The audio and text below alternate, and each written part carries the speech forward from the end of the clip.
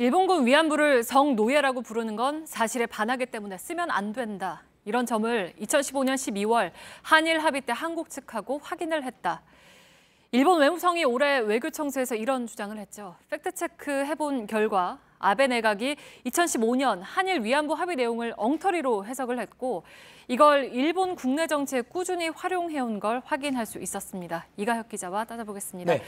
네, 우리 정부가 성노예라는 표현을 안 쓰기로 합의를 했다라는 일본 주장 사실이 아닌 거죠? 네, 사실이 아닙니다. 2015년에 한일 위안부 합의를 재평가한 이번 정부 들어서 재평가했죠. 2017년에 TF 보고서를 보시죠. 일본이 성노예 표현을 쓰지 말라고 우리 정부에 요청을 했다. 근데 이건 당시 공개되지 않은 이면 합의였다가 이 보고서를 통해서 드러났습니다. 당시 우리 정부는 성노예가 국제적으로 통용되는 용어인 점 등을 이유로 반대했고 대신 우리 정부가 사용하는 공식 명칭은 일본군 위안부 피해자 문제뿐이라고 확인해 주었습니다. 네. TF는 당시 이 합의가 일본에게 유리한 해석을 할 명분을 줬다는 비판을 하기도 했습니다. 그렇다고 해도 일본 주장대로 성노예라는 표현을 일절 사용하지 않는다고 합의했다는 건 사실이 아닙니다. 위안부가 성노예가 아니다는 일본 논리에 동의했다는 것도 터무니없는 주장입니다.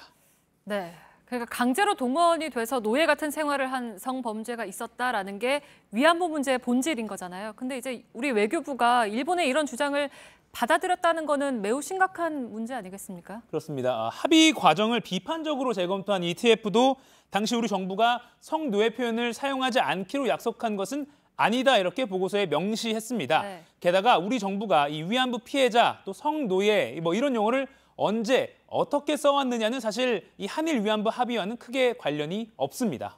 관련이 없다는 거는 무슨 뜻입니까? 1993년에 이 관련법이 만들어졌을 때도 이 법 이름에도 일본군 위안부 피해자라는 표현이 들어가 있습니다.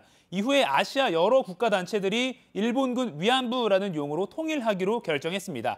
다만 이 위안부는 이 일본군이 만들어낸 용어로서 가해자의 용어인 것이죠. 네. 강제성과 폭력성이 잘 드러나지 않습니다. 그래서 따옴표를 붙여서 단어의 뜻 자체에는 동의하지 않는다는 의미를 두기도 합니다. 위안부 합의와 무관하게 성노예라는 표현도 써왔는데요.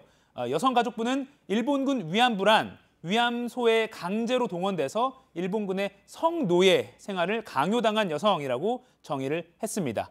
위안부라는 명칭 성격을 성노예라고 명확하게 규정을 한 겁니다. 네. 그리고 2012년에 외교부도 영문 표기로 comfort woman, 그러니까 이 위안부라는 표현과 함께 섹스 슬레이브라고도 같이 사용한다 이렇게 밝힌 바 있습니다. 네, 그러니까 결국에는 일본의 이런 모든 억지 주장들이 역사를 좀 왜곡하려는 시도 아니겠습니까? 그렇게 볼 수가 있습니다. 지난해 2월에요. 정현백 당시 여가부 장관도 유엔 회의석상에서 이 성노예라고 표현을 했습니다.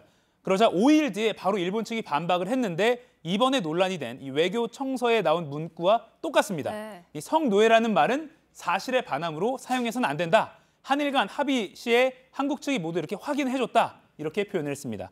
이번 외교 청서에 나타난 주장은 사실 이전부터 나왔다는 겁니다. 네. 또 다른 걸 보시겠습니다. 위안부 합의 바로 다음 달인 2016년 1월에 일본 의회에서 왜 합의를 했는데도 해외 유력 언론들이 이게 성노예라는 표현을 계속 쓰냐라고 일본 자국의 외무상을 질타한 적이 있습니다. 이에 외무상의 해명은 한국 측도 이후에 위안부 피해자라는 용어만 쓴다고 표명해왔다.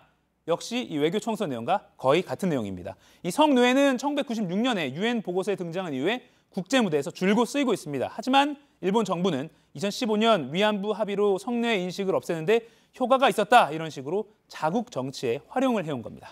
네, 팩트체크 이가혁 기자였습니다.